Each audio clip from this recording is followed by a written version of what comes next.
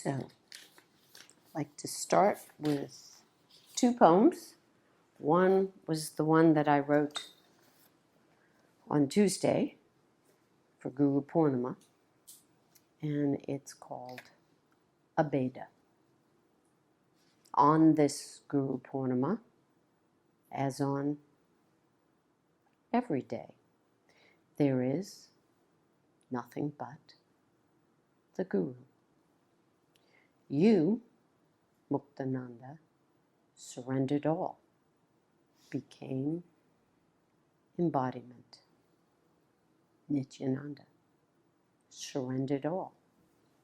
Only Guru remains. The perfect sadhana modeled for us. All leaves with pranams. Only you, the Guru, remain. And flag on the play. Indifference to vice. Redirect to God. Focus toward God. Stop the play. False idols. Disentangle from the mess of matter. Be free in God. So to that, I wanted to go back just quickly to the survival kit, which I wrote back in 1991, a long time ago. And at that point, I wrote, here's what I wrote. Therapies and self-help groups can only begin the process. They are not intended to complete a spiritual transformation. Good therapy does make possible a shift from a negative self-image to a positive one, but it does not necessitate moving from ego-centeredness to God-centeredness. Both negative and positive self-images are egocentric. They both distort our perspective in order to satisfy an idea we have about who we are. Until a person's self-image at least approaches a steady 50-50 balance between negative and positive, no real awakening or movement toward rootedness in God seems possible. Once that 50-50 range has been reached, however, it is possible to move off the ego-centered track to a God-centered one, as if that point marks a railroad switch where suddenly two lines are available instead of only one.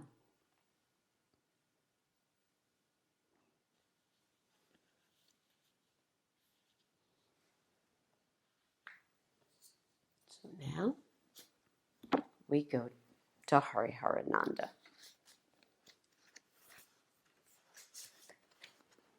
And he talks about the habitual states in which a mind can be.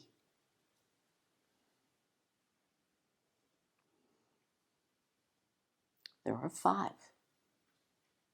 Restless, stupefied or infatuated, distracted, one-pointed, and arrested. Of these, the mind which is naturally restless has not the patience or intelligence necessary for contemplation of a supersensuous subject. I like that, supersensuous subject. Supersensuous subject. And consequently cannot think of or comprehend any subtle principle. Through intense envy or malice, such a mind can at times be in a state of concentration, but that is not yogic concentration. So if we look at that kind of a mind, it says it's restless, where have we seen this kind of explanation before?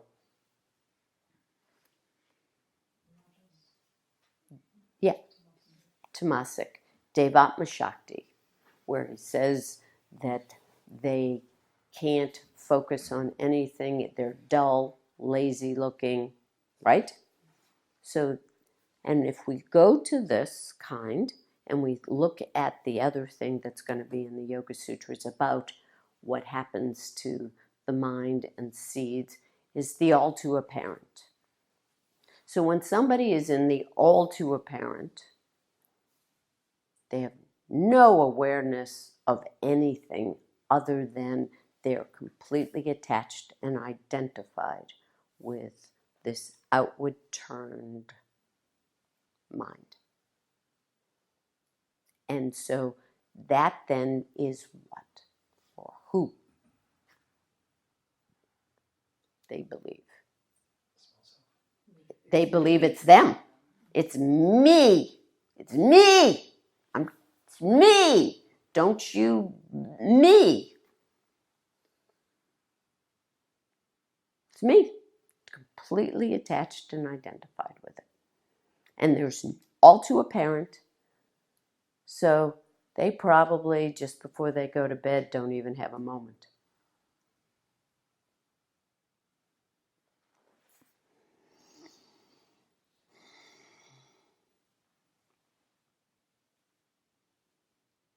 The second is the stupefied mind. The mind which, through obsession or infatuation in a matter connected with the senses, is unfit to think of subtle principles, is called a stupefied mind. People engrossed in thoughts of family or wealth generally concentrate on them. This is an example of concentration of an infatuated mind. So the infatuated mind concentrates, right? But it's like it's obsessed. Still all too apparent. And still not letting anything else in. Right, sure. That's what we used to call the sure mind. They know it's clear, we're here. Sure. The third is the distracted mind. This is different from the restless mind. Most of the spiritual devotees have this type. A mind which can be calm sometimes and disturbed at others is regarded as a distracted mind. When temporarily calm, a distracted mind can understand the real nature of subtle principles when it hears of them and can contemplate on them for a time. Oh, I've got it. I'm clear. It's easy. I'm so sure. There's no, in the most reflective way. I understand. This is great. I love spiritual practice. This is great. This is great. On account of difference in intelligence and other traits of character, there are innumerable varieties of men with distracted mind. But when they understand, they understand. There can be concentration even with a distracted mind, but such concentration does not last long, because the basic trait of such a mind is calmness at one time and restlessness at another. So if we look at that, and I've done this, it's this. Oh, it's wonderful. I understand. I can grasp all the aspects of subtlety, the scriptures, everything. I understand that God is everywhere. Whoa. I'm angry. I'm upset. The farmers are getting at me. They're not really farmers. They're really out to get me. It's not my fault. I can't see anything clearly, but I know how clear I really am. Oh, I got this. Those were incidental cause. That wasn't real. I can see clearly now. It's really good. Oh, why do people get so upset? I don't understand. Because there's nothing to be upset about. I am really not seeing how these people do what they do to me, and I don't understand the world, and it's really horrible. Ah, wow, this is wonderful. Alternating. All too apparent. Now we're in the alternating mind. This is alternating. Now, here's the big piece of alternating. When we're lost and we have no reflection and we can't understand and all of that, that's not who we are, even though we're identified with those thought forms.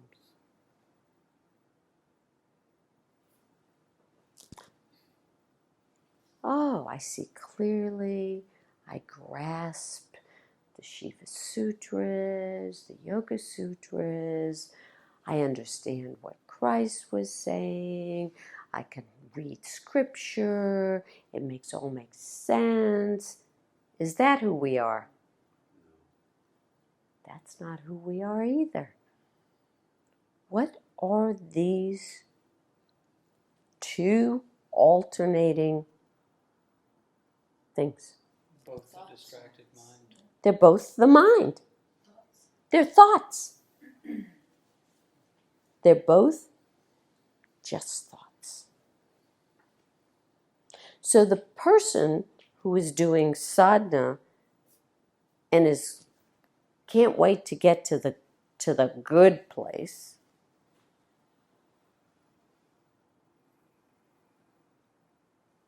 that's not who they are. And as long as they're trying to get to that good place, because that's the goal, what's going to keep coming back? Because they're both the same mind. So notice it keeps saying distracted mind, distracted mind. It's mind, it's distracted mind. Thoughts, distracted mind. Therefore, what can it ever be? Who you are. Who you are. It cannot be who we are. Ever.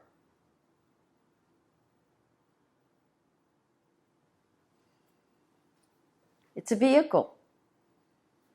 I had this horrible jalopy that the carburetor made noise. Don't ask. I don't know. The muffler was dragging on the back.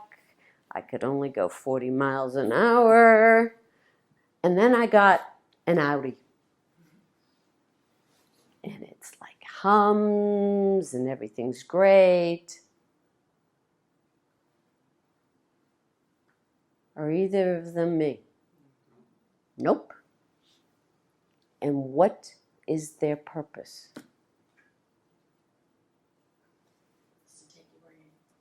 Just take me. And they both did. They both did. Neither, alternating. And this is what most people doing spiritual practice have. They go, this is wonderful. It's so easy. I have no problems. Da da da. Plum. I don't know if I want to continue studying. I'm not finding any value in this. This is not good. I'm getting nowhere. Horrible. Those are all thought forms. Neither is who we are. So back to the survival kit, what do we then do? What do we have to do? Get close to the balance. Get close to the balance so that we can then become what? Move towards love. Move toward love, or to start with, the fourth kind of mind, which is the one-pointed mind. Remember, if you're alternating, are you one-pointed? Can't be. Can't be. Can't be. I have a really quick question before we move on. Sure. So, okay, so if you're in alternating, and when you're in the, what I'm just going to call the negative part of the alternating, But it can be fun. yeah, I don't have an experience yet, but yes. It can be fun. Yeah. How is that different from all too apparent? So, like in the all too apparent, like if I think about last year for me. Did you change? Yeah. No. Were you, when you're in the all too apparent, do you switch? Oh no. Okay. Oh, you're one-pointed. You know who you are. Whereas when you're here, You only think you are who you are when you're in the good place. Or you switch and you now know who you are in the negative. okay. Got it? That the last thing you said. When So- you switch and you know who you are. Okay, so I'm in the good place. I clear. I now really know who I am. Okay. When you switch this way, you can start going, but This isn't me. you can go, this isn't me, or you can go and this is really who I am. That was just a delusion and a this. Okay. Is there at least there's more of a questioning? In the negative? No. No. No.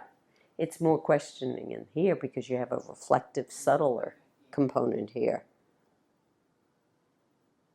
But This there- is where I want to remain. It's good. Remember, it's people who are doing sadhana. So, like for you, you went back to the all too apparent. No. So, it's only, you're in a way one-pointed, correct? You're sure. Oh, yes. You know who you are. That's out there. And are you happy? No. Can't be. You're even further away.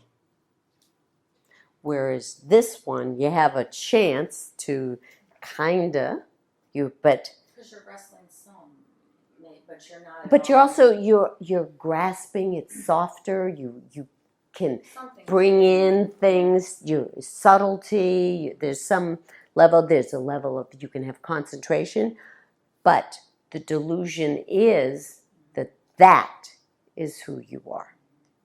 That's what a lot of people do, so that they will. There's the issue. So I've known people who, and how many, we usually like people who are on the good swing as opposed to the, as you said, negative swing. We usually like people when they get into this one and, right? And people, but they usually, that person won't know the difference between the two. They think they're both them. And is that sort of where the danger of, oh, I'm done? Because Yes. then once you get to that point, then you go in, well, for me, I went all into the all of the parents. All to a parent, right, right, because you're not, what's the next step from here? Attenuated. You have to consciously be able to attenuate both of these.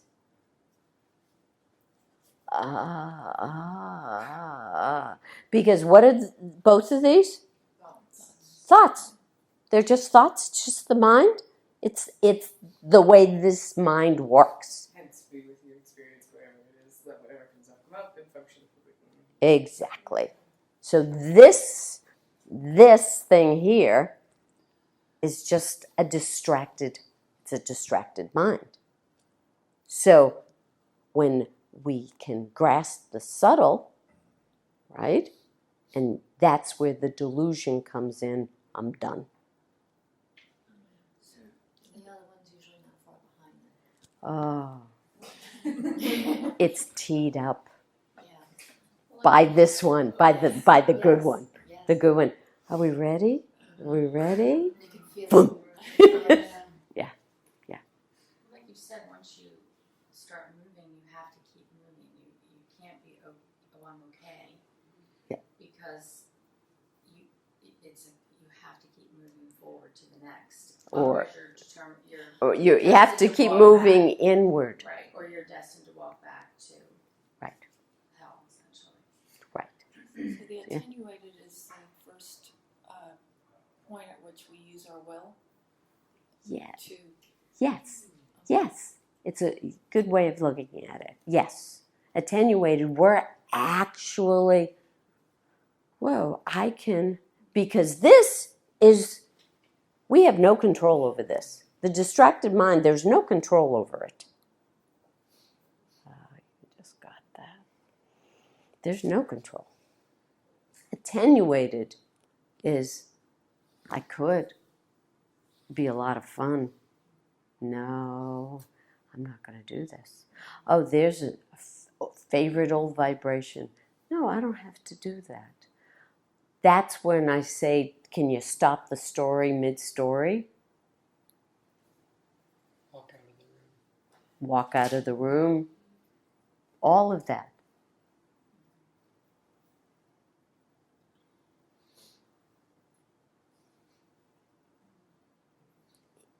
But that starts to require what? To do attenuated. Yeah, you're using your will.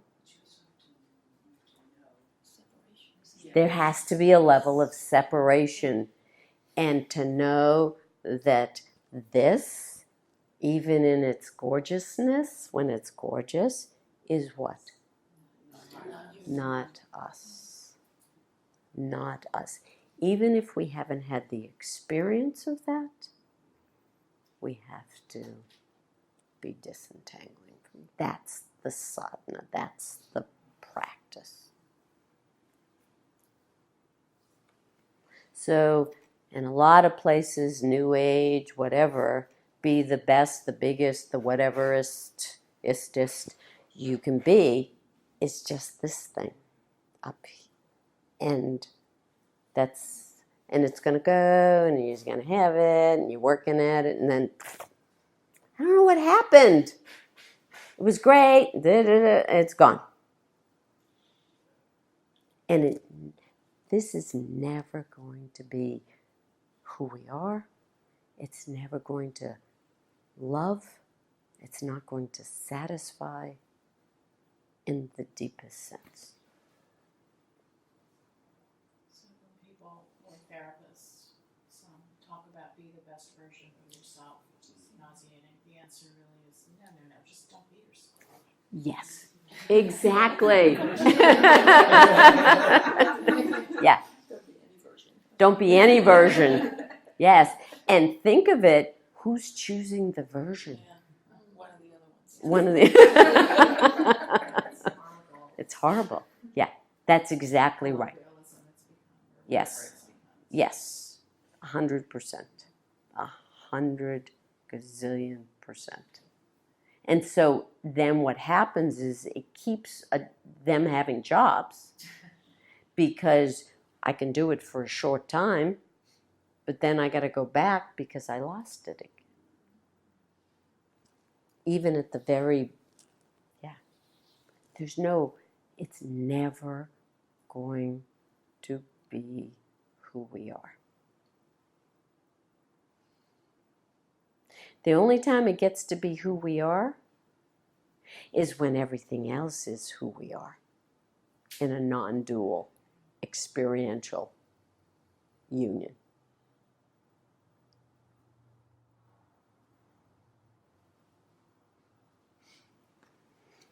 Okay, so then the fourth is that one-pointedness, one-pointed mind. The mind which is pointed in one direction only, holds on to one thing only, is called a one-pointed mind. Patanjali has defined it later as a mind wherein on the fading away of one thought, the same thought arises again in succession. In other words, when one thought vanishes from the mind and the next that arises is similar, there is a continuity of such successive states. Then the mind is called one-pointed. So remember, a saint is one whose mind does not think without first giving it permission. So in this discussion, we're not talking about ourselves, we're talking about what? A machine. This is a vehicle. This is a machine. This is something we use.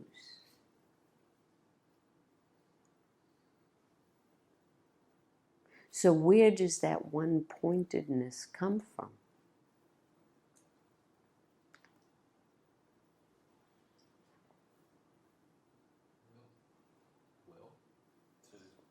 Will, but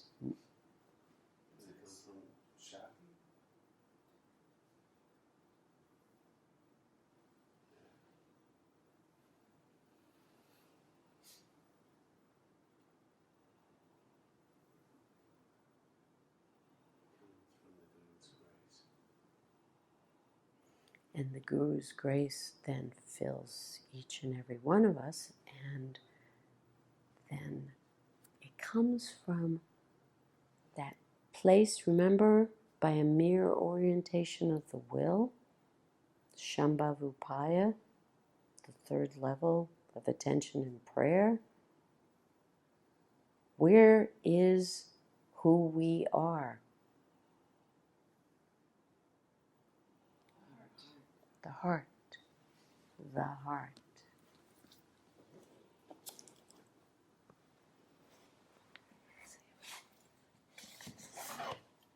I read this the other day. Again. Let it be plainly understood that we cannot return to God unless we enter first into ourselves. God is everywhere, but not everywhere to us. There is but one point in the universe where God communicates with us, and that is the center of our own soul.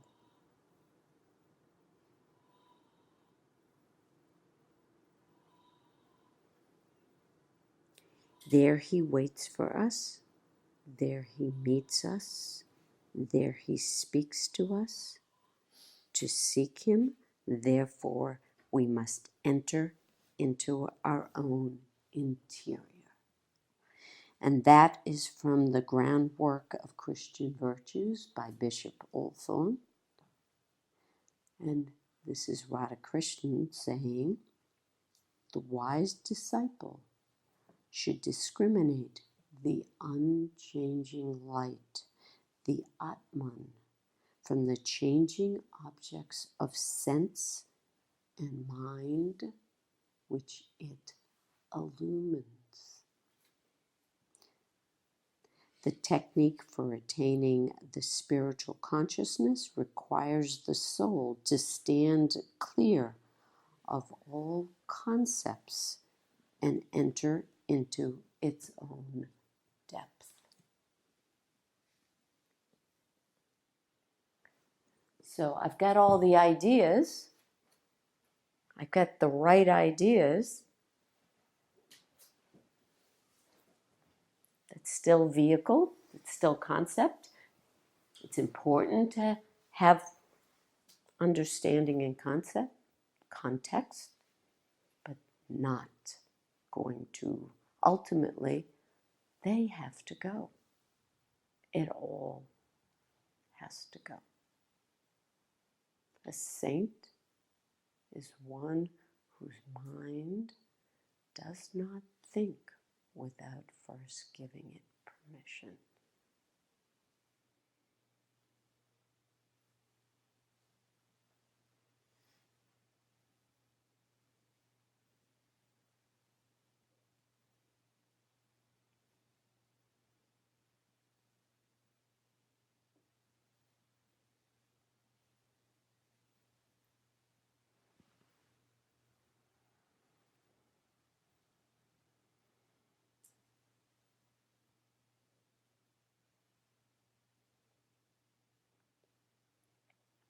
And if we go back to what you were saying, Glenn, Guru's grace, Guru's grace, the grace bestowing power of God, is the Shakti. And what has to happen then to each and every one of us?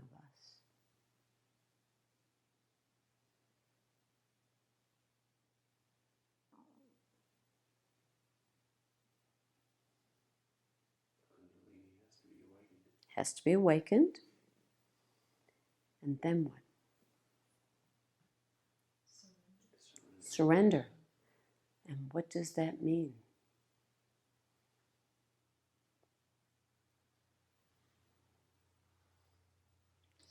Doesn't that mean that we have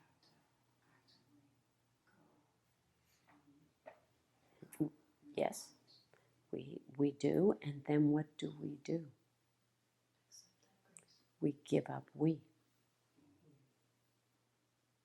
In order to meet God, we have to give up our wrong identification.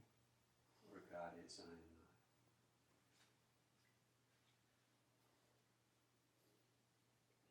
not. And so in that surrender, the Shakti fills us up, grace fills us up, God fills us up.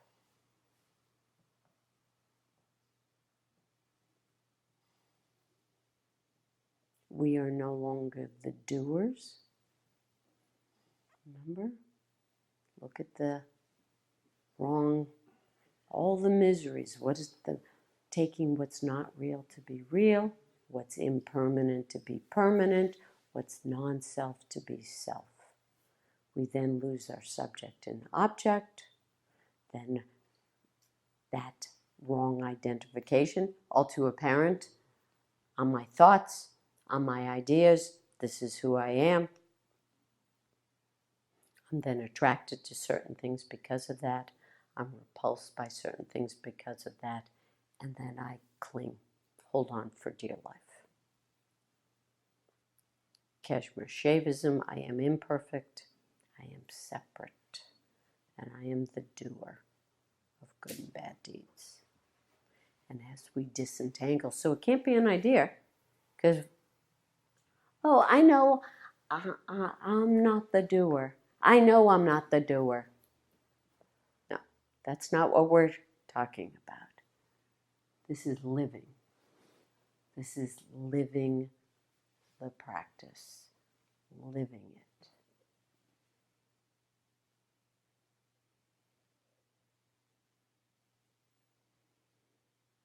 And if you notice, we hear everything we read talks about, well, the mind has concepts, you got to let go of the mind, and yet we still identify with, yes, I have to let go of my mind. those are the thoughts we actually. Thank you very much for your opinion. I think I'm going to let go of you. I'm going to let go of those thoughts. And I'm going to go.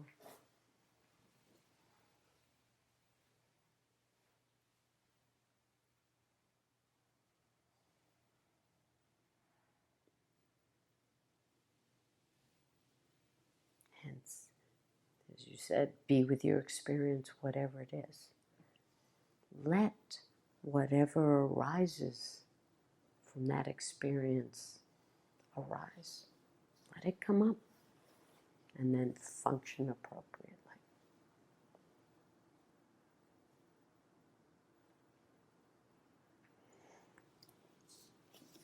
The final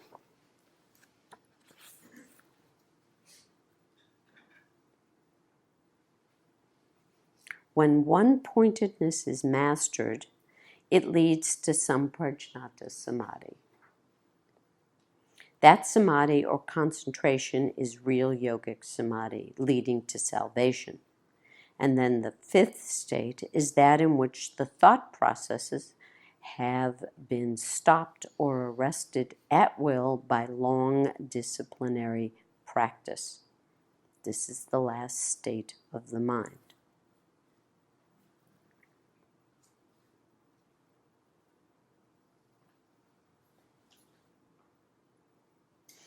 So here he writes, the distracted mind, remember that's that fun alternating,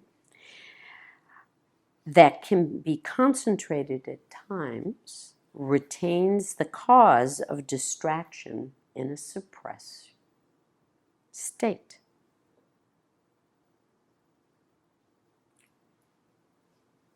So the whole thing of giving way to temptations, things arise.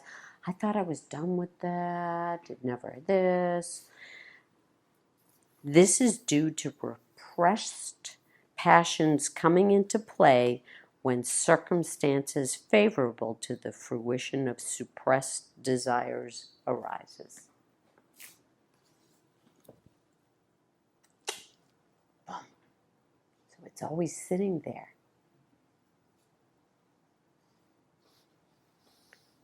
Someone the other day said, I don't know where this came from. They had been through something not fun, and they thought everything this was totally new. And I was like, no, it was always there. It's not new.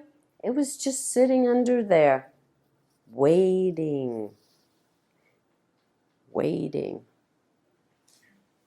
Yeah. So then in terms of like the seed, right? So like what is very hard to articulate this.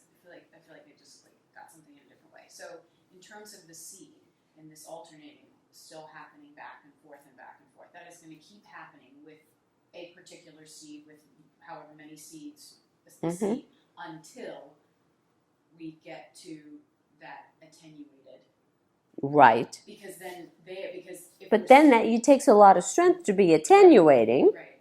And then after attenuated, it goes to dormant. And then after and in dormant, it can still arise. It can go, oh wow, the most perfect of perfect venues. Opportunity, farmers. It's not until it's a burnt seed that it can't arise again. So I had posted something, and they were saying that they were having a hard time not being angry and hate. And I wrote this to them. Be with your experience, whatever it is. Let whatever comes up from your experience come up and function appropriately on the physical plane. I support you experiencing all your anger and hate. As you experience it, you will begin to separate from it, and it will be just a vibration that comes and goes.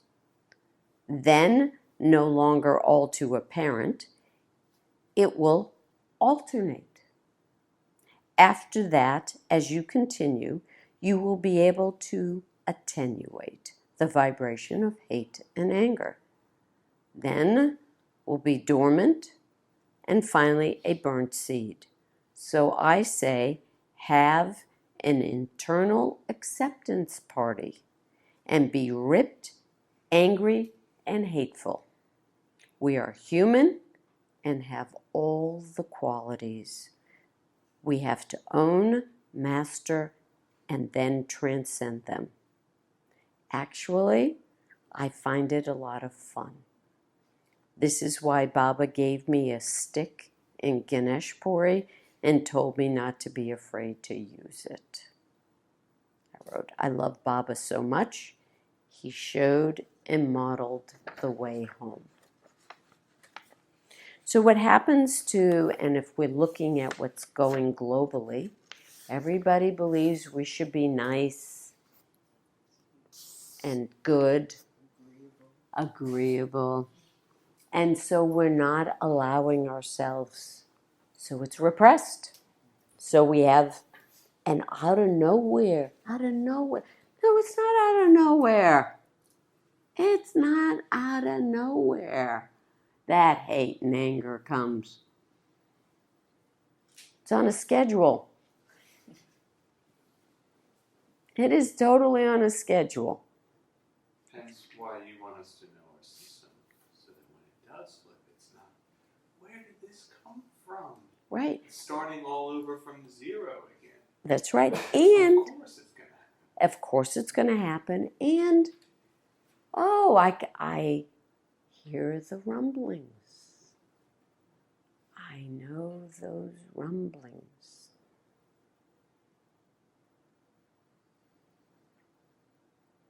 Yeah.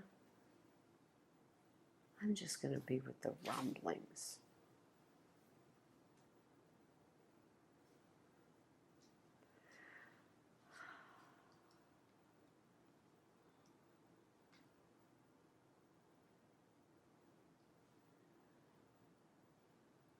So much easier to be with and still.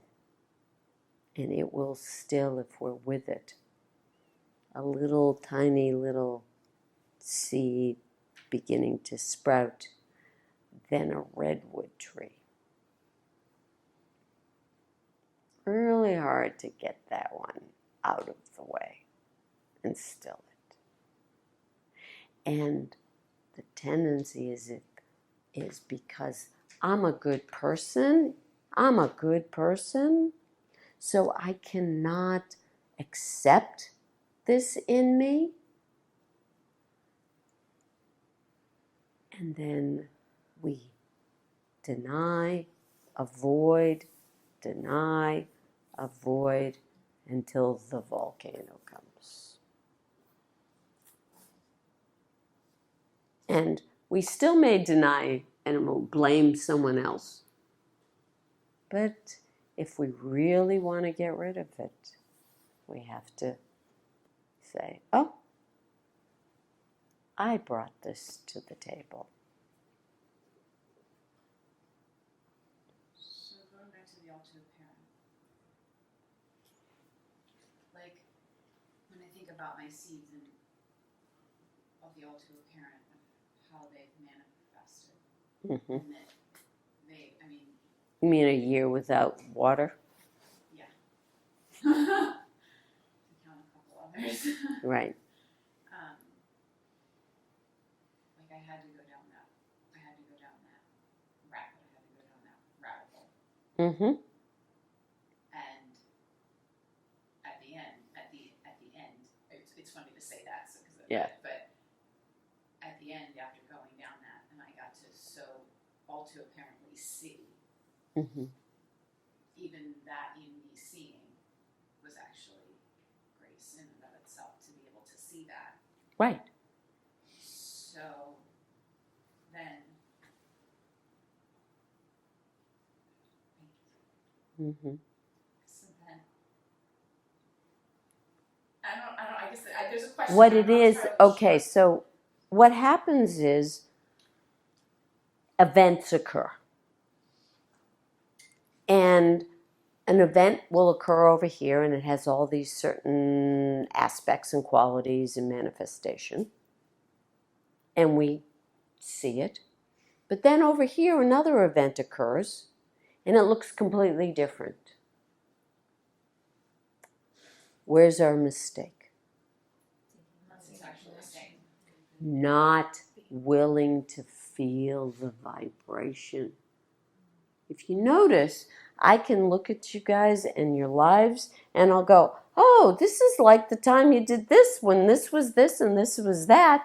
And they're all the same vibrationally, but manifested, they look completely different. So we stay camped on the surface, missing it all. Exactly, camped on the surface. Great, great. So we only look at what we were talking about recently, surface indicators, and we miss what's the cause.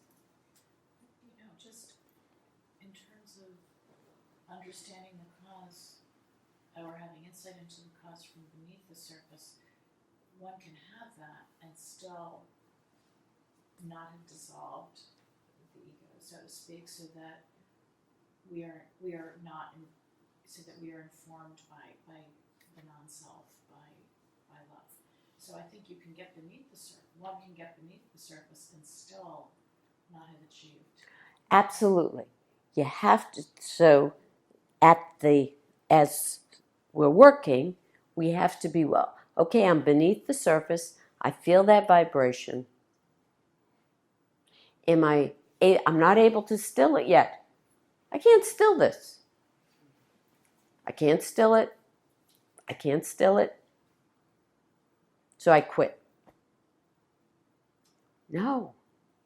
This is back to what we did on Thursday, rigor.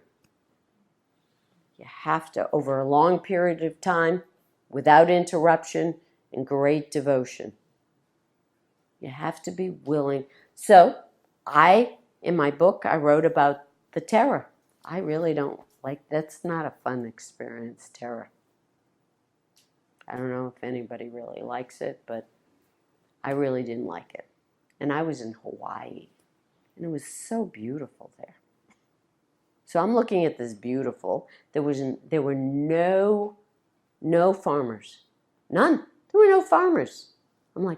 Right now, I'm looking outside of where we were living, and I'm looking at the beach and the ocean, and I'm like, it was perfect. No humidity, and I'm like, no farmers, 100% terror. And it wouldn't go away. And terror standing, terror sitting, terror. And I had to finally go, this may be it. I better accept this, because this may be it for the rest of my life. I'm going to have terror.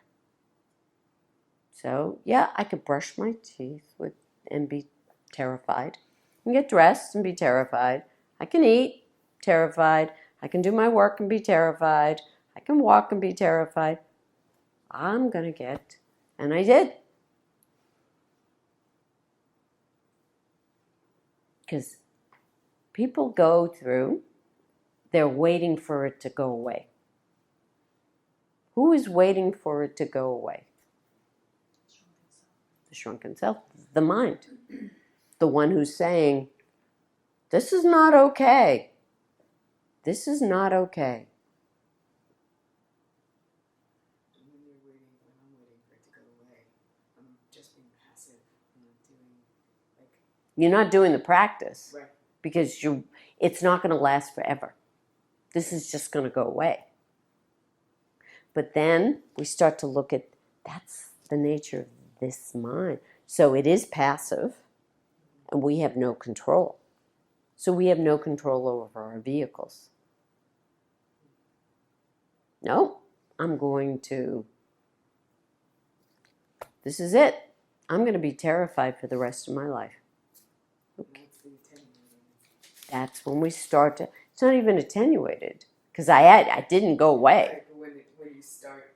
That's when it can start to, right, because then I'm accepting the reality of this vibration. So I've gotten underneath it. I know what I have. And I'm stuck with it. This is it. This is it. This is going to be it for the rest of my life.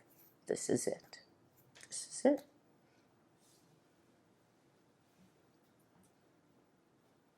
And what will happen, if it's supposed to go away and be stilled, it will. If it isn't going to go away, there'll be a distance from it, and who we truly are keeps going. We disentangle from it, and we go deeper, which goes to when I had chemo, and I talked to you about that, Fraz. When I had chemo and I went in, I went underneath. The pain was still there. The discomfort, the horror was still there. Wasn't going to go away. But I was underneath it. And then you keep going.